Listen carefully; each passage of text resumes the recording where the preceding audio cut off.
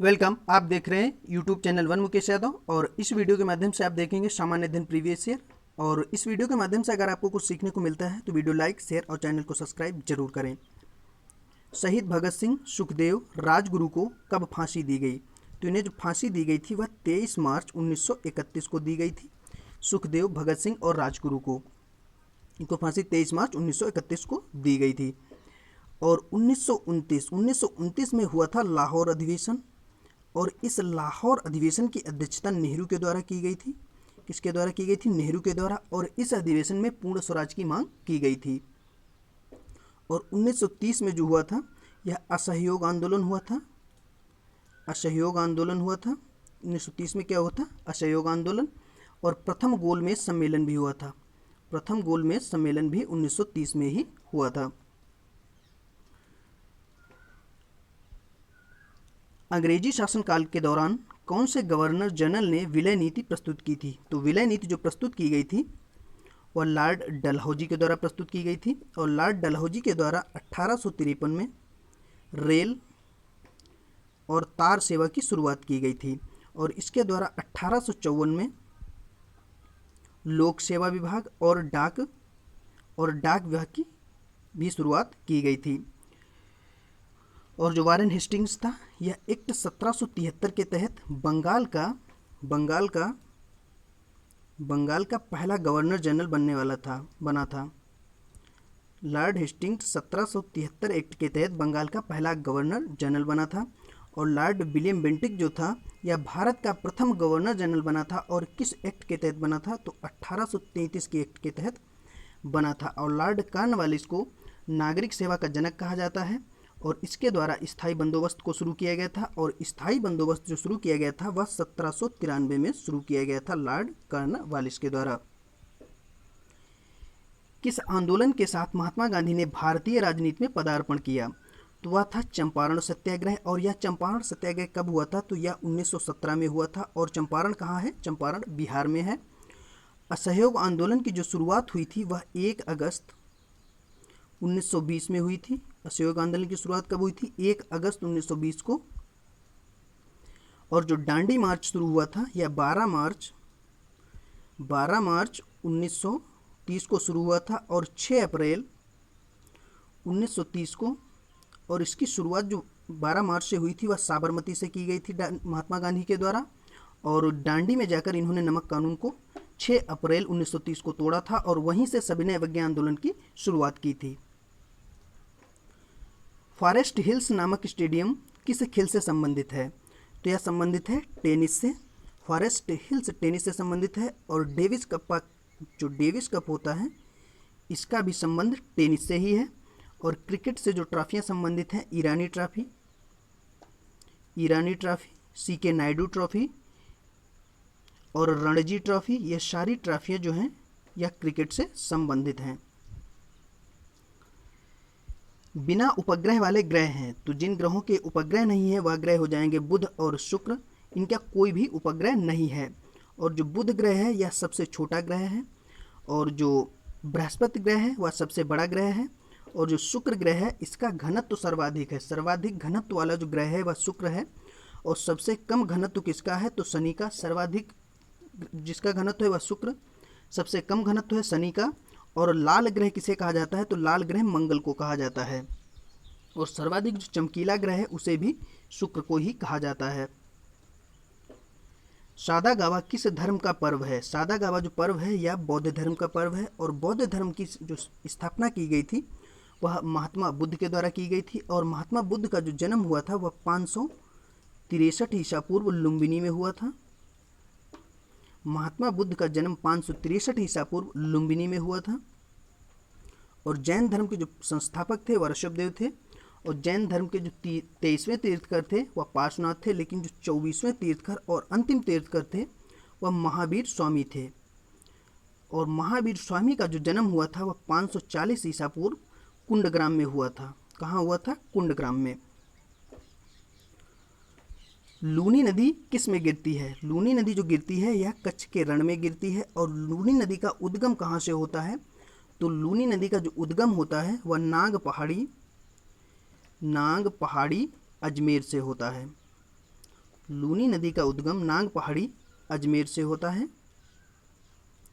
और लूनी नदी कच्छ के रण में गिरती है। सबसे अधिक फारसी कहाँ रहते हैं? सबसे अधिक जो फारसी रहते हैं वह ईरान में रहते हैं। और रामसर कन्वेंशन, जो अंतर्राष्ट्रीय रामसर कन्वेंशन हुआ था, और रामसर जो है वह भी ईरान में ही है। और भारत में टोटल रामसर साइटें कितनी है? तो भारत में रामसर साइट है टोटल 42। और नवीनतम रामसर साइट जो अभी बनी है वह सोकर झील लद्दाख है, सोकर क्षेत्र लद्दाख है। निम्नलिखित में से कौन जैन धर्म के असली संस्थापक थे? जैन धर्म के जो पहले फर्स्ट असली संस्थापक थे वह ऋषभदेव थे। और पार्श्वनाथ जो थे यह 23वें, इसके पार्श्वनाथ जो क्रम में आते हैं वह 23वें हैं। और महावीर जो है यह 24वें तीर्थंकर थे। और महावीर स्वामी का जो जन्म हुआ था वह 540 ईसा पूर्व कुंड ग्राम में हुआ था। मंदिर निर्माण कला में विमान शैली का प्रचलन किसके शासनकाल में हुआ?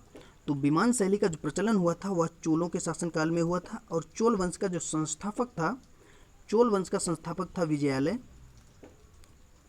विजयालय था। और इसकी राजधानी थी तंजौर। चोल वंश की जो राजधानी थी वह तंजौर थी। और मौर्य वंश का संस्थापक था चंद्रगुप्त मौर्य और इसकी राजधानी थी पाटलिपुत्रा। और गुप्त वंश का जो संस्थापक था वह श्रीगुप्त था और इसकी भी राजधानी थी पाटलिपुत्रा। और राष्ट्रकूट वंश का संस्थापक कौन था? राष्ट्रकूट वंश का जो संस्थापक था वह दंतिदुर्ग था और इसकी जो राजधानी थी वह मान्यखेट थी। इसकी राजधानी थी मान्यखेट। बेलाडीला किसके लिए प्रसिद्ध है? बेलाडीला जो प्रसिद्ध है वह लौह के लिए प्रसिद्ध है। निम्नलिखित में से प्रोटीन का प्रमुख स्रोत है? प्रोटीन का जो प्रमुख स्रोत है वह सोयाबीन है। और सोयाबीन में उत्पादन में प्रथम जो स्थान है वह मध्य प्रदेश का है। टेलीफोन लाइन में प्रवाहित ऊर्जा होती है? टेलीफोन लाइन में जो ऊर्जा प्रवाहित होती है वह विद्युत ऊर्जा होती है। बडागा जनजाति भारत के किस प्रदेश से संबंधित है? बडागा का जो संबंधी है यह जनजाति तमिलनाडु की है। बडागा जनजाति तमिलनाडु की है। और असम की जो जनजाति है वह लुसाई है।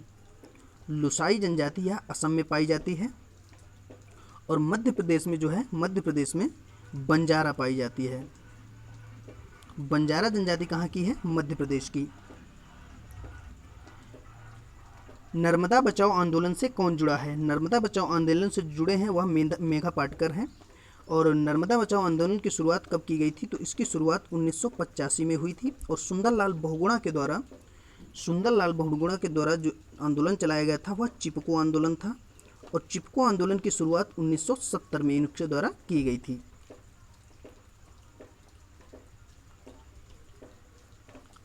संसार में सबसे ऊंचा बांध कौन सा है? संसार में सबसे ऊंचा जो बांध है वह रोंगोस्की रूस है। और भारत का सबसे ऊंचा बांध कौन सा है? तो भारत का जो सबसे ऊंचा बांध है वह टिहरी बांध है। भारत का सबसे ऊंचा बांध कौन सा है? भारत का सबसे ऊंचा जो बांध है वह टिहरी बांध है। और टिहरी बांध कहाँ है? तो टिहरी बांध है उत्तराखंड में। डांचीग्राम वन्यजीव अभ्यारण्य कहाँ है? डांचीग्राम जो वन्यजीव अभ्यारण्य है यह जम्मू कश्मीर में है। डांचीग्राम वन्यजीव अभ्यारण्य जम्मू कश्मीर में है। और असम में मानस अभ्यारण्य है। असम में कौन सा है? मानस अभ्यारण्य। और मध्य प्रदेश में पंचमढ़ी है। पंचमढ़ी अभ्यारण्य मध्य प्रदेश। और झारखंड में है हजारीबाग। हजारीबाग अभ्यारण्य कहाँ है? वह झारखंड में है। ग्रीन हाउस प्रभाव के कारण पृथ्वी का तापमान बढ़ रहा है। और पृथ्वी जो आकार में है 5वां ग्रह है। पृथ्वी आकार में 5वां ग्रह सबसे बड़ा है। ट्रैकोमा किस अंग को प्रभावित करता है? ट्रैकोमा जो है यह एक आँख का रोग है। ट्रैकोमा के द्वारा आँखों को प्रभावित किया जाता है। और टाटा आयरन एंड स्टील का मुख्यालय कहाँ है? टाटा आयरन एंड स्टील का मुख्यालय है जमशेदपुर। और इसकी स्थापना 1907 में हुई थी। इसकी स्थापना कब हुई थी? 1907 में हुई थी। निम्नलिखित में से किस सुल्तान ने नहर सिंचाई व्यवस्था शुरू की थी? तो यह व्यवस्था शुरू की गई थी फिरोज के द्वारा। और फिरोज एक ऐसा शासक था जिसके द्वारा सर्वप्रथम जजिया लगाया गया था। सबसे पहले जजिया लगाने वाला जो शासक था वह फिरोज था। और बलबन के द्वारा लौह एवं रक्त की नीति को अपनाया गया था। लौह और रक्त की नीति का जो संस्थापक था वह बलबन था। और मूल्य नियंत्रण और प्रणाली को शुरू करने वाला था अलाउद्दीन खिलजी। और खिलजी वंश का संस्थापक कौन था? फिरोज खिलजी। खिलजी वंश का जो संस्थापक था वह फिरोज खिलजी था। और मोहम्मद बिन तुगलक, यह तुगलक वंश का शासक था और यह सबसे शिक्षित शासक था सल्तनत काल का। और तुगलक वंश का जो संस्थापक था वह गयासुद्दीन तुगलक था। अहमदाबाद के पास कौन सा द्वीप है? अहमदाबाद के पास जो द्वीप है वह दमन और दीव है। और लक्षद्वीप में कितने द्वीप पाए जाते हैं? लक्षद्वीप में लगभग 36 द्वीप हैं। डेट्रायट किस प्रकार का उद्योग है? डेट्रायट जो है एक ऑटोमोबाइल उद्योग है। और भारत में प्रथम वस्त्र उद्योग जो लगाया गया था, भारत का पहला वस्त्र उद्योग 1854 में, सफल वस्त्र उद्योग 1854 में लगाया गया था। और यह कहाँ लगाया गया था? बम्बई में लगाया गया था। प्रथम जो कपड़ा कारखाना लगाया गया था, प्रथम भारत का सफल कपड़ा कारखाना 1854 में बम्बई में लगाया गया था। और भारत में सीमेंट का प्रथम सफल कारखाना जो लगाया गया था वह 1912-13 में लगाया गया था। और यह कहाँ लगाया गया था? यह गुजरात में लगाया गया था। कहाँ लगाया गया था? गुजरात में। निम्नांकित में से बुद्ध का समकालीन कौन है? बुद्ध का जो समकालीन था वह कन्फ्यूशियस था। और बुद्ध का जो जन्म हुआ था 563 ईसा पूर्व लुम्बिनी में हुआ था। विश्व में सबसे पहले परिवार नियोजन को सरकारी स्तर पर अपनाने वाला देश कौन है? तो यह हो जाएगा भारत। और भारत के द्वारा सर्वप्रथम परिवार नियोजन को अपनाया गया। और कब अपनाया गया? तो 1952 में अपनाया गया था। निम्नलिखित में से कौन सा पदार्थ पौधों के लिए एक सूक्ष्म पोषक है? तो यह हो जाएगा नाइट्रोजन। आर्य समाज की स्थापना किसने की? आर्य समाज की जो स्थापना की गई थी वह दयानंद सरस्वती के द्वारा की गई थी। आर्य समाज की स्थापना दयानंद सरस्वती के द्वारा कब की गई थी? तो इसे 1875 में इन्होंने इसकी स्थापना की थी। और राजा राम मोहन राय के द्वारा 1825 में वेदांत कॉलेज की स्थापना की गई थी, इसकी वेदांत कॉलेज की। और विवेकानंद के द्वारा बेलूर मठ की जो स्थापना की गई थी वह विवेकानंद के द्वारा की गई थी। और बेलूर मठ की जो स्थापना की गई थी वह 1887 में की गई थी। 2011 की जनगणना के अनुसार देश के सबसे कम साक्षरता वाला राज्य कौन सा है? तो सबसे कम साक्षरता वाला राज्य हो जाएगा बिहार। और सर्वाधिक जो साक्षरता है वह है केरल में। सबसे ज़्यादा साक्षरता कहाँ है? सबसे ज़्यादा साक्षरता है केरल में। और जनसंख्या में सर्वाधिक दशकीय वृद्धि जो हुई है वह मेघालय में हुई है। सर्वाधिक दशकीय वृद्धि कहाँ हुई है? मेघालय में। और न्यूनतम जो दशकीय वृद्धि हुई है वह नागालैंड में हुई है। सबसे कम दशकीय वृद्धि नागालैंड में और सबसे ज़्यादा दशकीय वृद्धि मेघालय में हुई है। मुगल काल की न्यायिक भाषा क्या थी? मुगल काल की जो न्यायिक भाषा थी वह फारसी थी। और मुगल वंश का संस्थापक कौन था? मुगल वंश का संस्थापक था बाबर। और इसका जो कार्यकाल रहा है बाबर का जो कार्यकाल रहा है वह 1526 से 1530 तक बाबर का कार्यकाल रहा है। स्वर्ण मंदिर बनाने के लिए भूमि किसने उपलब्ध कराई थी? तो स्वर्ण मंदिर के लिए जो भूमि उपलब्ध कराई थी वह अकबर के द्वारा करवाई गई थी। और अकबर के कार्यकाल को हिंदी साहित्य का स्वर्णकाल कहा जाता है। हिंदी साहित्य का जो स्वर्णकाल कहा जाता है वह अकबर के कार्यकाल को कहा जाता है। जहांगीर के कार्यकाल को स्थापत्य कला का स्वर्णकाल कहा जाता है। जहांगीर के कार्यकाल को चित्रकला का स्वर्णकाल कहा जाता है। और शाहजहां के कार्यकाल को स्थापत्य कला का स्वर्णकाल कहा जाता है। और गुरु गोविंद सिंह का जो जन्म हुआ था वह 1666 ईस्वी में हुआ था। और इन्होंने 1699 में खालसा पंथ की स्थापना की थी। खालसा पंथ की इनके द्वारा स्थापना की गई थी 1699 में। हिंदी कैलेंडर के अनुसार साल का अंतिम महीना होता है। तो साल का जो अंतिम महीना होता है वह फाल्गुन होता है। और साल का प्रथम महीना कौन सा होता है? तो प्रथम महीना जो होता है वह चैत्र होता है। ग्लूकोमा मानव शरीर के किस अंग को प्रभावित करता है या किस अंग की बीमारी है? तो यह आँख को प्रभावित करता है। निम्नलिखित में से किस खेल से संतोष ट्रॉफी संबंधित है? जो संतोष ट्रॉफी का संबंध है वह फुटबॉल से है। और आगा खा और रंगा खा, आगा खा और रंगा खा ये हॉकी से संबंधित है। आगा खा और रंगा खा यह कप जो है यह हॉकी से संबंधित है। और क्रिकेट से जैसे सीके नायडू ट्रॉफी, रणजी ट्रॉफी ये सब क्रिकेट से संबंधित हैं। जवाहरलाल नेहरू का जन्म कब हुआ था? जवाहरलाल नेहरू का जन्म हुआ था 1889 में। इनका जो जन्म हुआ था 1889 में, लेकिन किस तारीख को हुआ था? तो 14 नवंबर को हुआ था, 14 नवंबर को। और 14 नवंबर को बाल दिवस मनाया जाता है, 14 नवंबर को बाल दिवस मनाया जाता है। उनका जन्म हुआ कहाँ था? तो इनका जन्म हुआ था प्रयागराज में।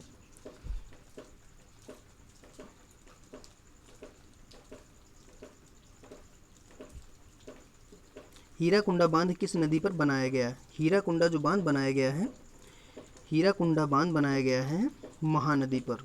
हीराकुंडा बांध बनाया गया है महानदी पर।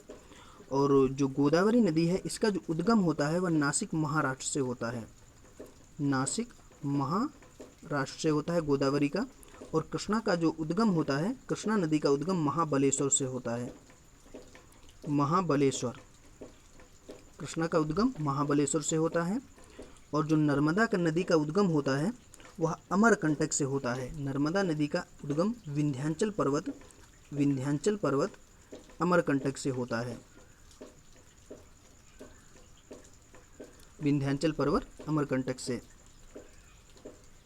कांग्रेस के किस अधिवेशन 1929 में पूर्ण स्वराज की मांग की गई थी? यह अधिवेशन हुआ था लाहौर में और इसकी अध्यक्षता नेहरू के द्वारा की गई थी, इसकी अध्यक्षता नेहरू के द्वारा की गई थी। और जो कलकत्ता अधिवेशन है यह 1917 में हुआ था और इसमें जो थी बेसेंट के द्वारा अध्यक्षता की गई थी। और बेसेंट भारतीय राष्ट्रीय कांग्रेस की प्रथम महिला अध्यक्ष थी। और प्रथम भारतीय राष्ट्रीय कांग्रेस के जो मुस्लिम अध्यक्ष थे वह बदरुद्दीन तैयब जी थे। और इनके द्वारा जो अध्यक्षता की गई थी वह मद्रास अधिवेशन की अध्यक्षता की गई थी। और मद्रास अधिवेशन जो हुआ था वह 1887 में हुआ था। मतलब 1887 का जो मद्रास अधिवेशन था इसकी अध्यक्षता बदरुद्दीन तैयब जी के द्वारा की गई थी, जो भारतीय राष्ट्रीय कांग्रेस के प्रथम मुस्लिम अध्यक्ष थे। एलपीजी गैस में मुख्यतः कौन सी गैस होती है? इसमें जो गैस होती है वह ब्यूटेन होती है। स्कर्वी रोग किस विटामिन की कमी के कारण होता है? स्कर्वी जो होता है वो विटामिन सी की कमी के कारण होता है। और जो स्कर्वी रोग होता है विटामिन सी की कमी के कारण होता है। और विटामिन सी का जो रासायनिक नाम होता है वह एस्कॉर्बिक एसिड होता है। विटामिन डी से होता है रिकेट्स, विटामिन डी की कमी से क्या होता है? रिकेट्स। और विटामिन डी का रासायनिक नाम होता है कैल्सीफेरॉल। और विटामिन ए की कमी से होता है रतौंधी। और विटामिन ए का जो रासायनिक नाम होता है वह रेटिनॉल होता है। तो retinol vitamin a, calciferol vitamin d, ascorbic acid vitamin c. कुनैन किससे प्राप्त किया जाता है? कुनैन जो प्राप्त किया जाता है वह सिनकोना से प्राप्त किया जाता है। कबड्डी खेल के मैदान का आकार लगभग कितना होता है? इसका जो लगभग आकार होता है 13 × 10 मीटर होता है।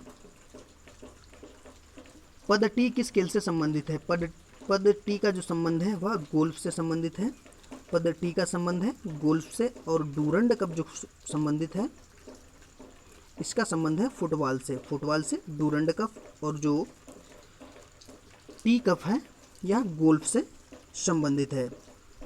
और जो गोल्फ से अन्य कप संबंधित है जैसे राइड कप है, राइड है, और वाकर कप है, राइड वाकर, ये सब गोल्फ से ही संबंधित हैं। चौथी सत्ता किसे कहा जाता है? चौथी सत्ता कहा जाता है प्रेस को।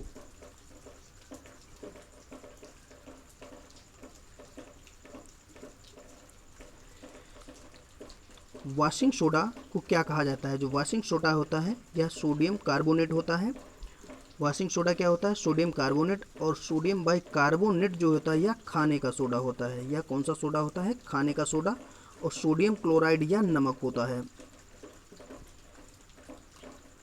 दाक्षेस का सचिवालय कहाँ स्थित है? जो दाक्षेस का मुख्यालय है यह काठमांडू में है। और दाक्षेस की जो स्थापना हुई थी वह कब हुई थी? तो दाक्षेस की स्थापना 1985 में हुई थी। और दाक्षेस में टोटल कितने सदस्य हैं? तो इसमें टोटल 8 सदस्य हैं। इसका पहला सम्मेलन जो हुआ था वह ढाका में हुआ था। वीडियो एंड हुआ। अगर वीडियो पसंद आया हो तो वीडियो लाइक शेयर और चैनल को सब्सक्राइब जरूर करें।